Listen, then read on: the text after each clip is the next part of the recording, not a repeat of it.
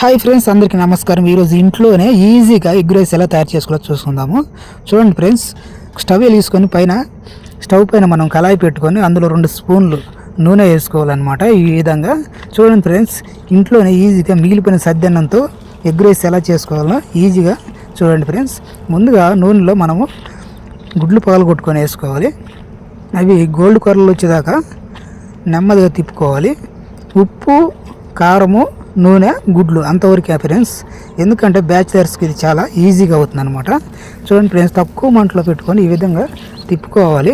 Gold కలర్లో వచ్చే విధంగా తిప్పుకున్న తర్వాత మనము అందులో 1 స్పూను కారము, అలానే 1 స్పూను ఉప్పు ఎక్కువ తినే వాళ్ళైతే ఎక్కువ వేసుకోవచ్చు, తక్కువ తినే వాళ్ళైతే తక్కువ వేసుకోవచ్చు, కష్టం లేకుండా అనమాట. ఈ విధంగా చుట్టూరా చల్లుకున్న తర్వాత మనము గంటతో చూడండి ఈ విధంగా 1 నిమిషం వరకు తిప్పాలి. ఎందుకంటే గోల్డ్ కలర్లో గుడ్డు బాగా మాడే విధంగా వేపుకోవాలన్నమాట.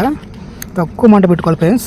చూడండి, మిగిలిపోయిన సద్దన్నము గడ్డలు లేకుండా మెత్తగా చేసుకొని పుల్లుగా మనము వేసుకోవాలన్నమాట. అన్నం వేసుకున్న తర్వాత మనము స్పూన్తో మొత్తం కలిసే విధంగా ఈ విధంగా తిప్పుకోవాలి. ఎందుకంటే గడ్డలు లేకుండా బాగా పుల్లుగా ఉండేలా స్పూన్తో 1 నిమిషం వరకు మనం తిప్పుకోవాలన్నమాట ఫ్రెండ్స్. చూడండి, చాలా ఈజీ ఫ్రెండ్స్. బ్యాచిలర్స్కి ఇది చాలా సింపుల్గా అయిపోతుంది అనమాట. చాలా టేస్టీగా కూడా ఉంటుంది. ఎమర్జెన్సీ కోసం అనమాట. ఆనియన్స్ అంటే ఉల్లిగడ్డలు, కొత్తిమీర ఇలాంటివి ఏం లేకుండా ఇంట్లో ఉన్న వాటి వరకే ఉప్పు, కారము, అలానే 2 చెంచాలు నూనె, గుడ్లు అనమాట, కోడిగుడ్లు, ఎగ్స్ అనమాట. చూడండి ఫ్రెండ్స్, ఏ విధంగా తయారు చేశానో మీరు కూడా ఈ విధంగా ఈజీగా తయారు చేసుకోవచ్చు.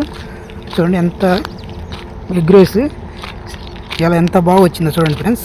చాలా సింపుల్గా చేసుకోవచ్చు ఫ్రెండ్స్. నచ్చితే లైక్ చేయండి, షేర్ చేయండి. మన ఛానల్ తప్పకుండా సబ్స్క్రైబ్ చేసుకోండి ఫ్రెండ్స్.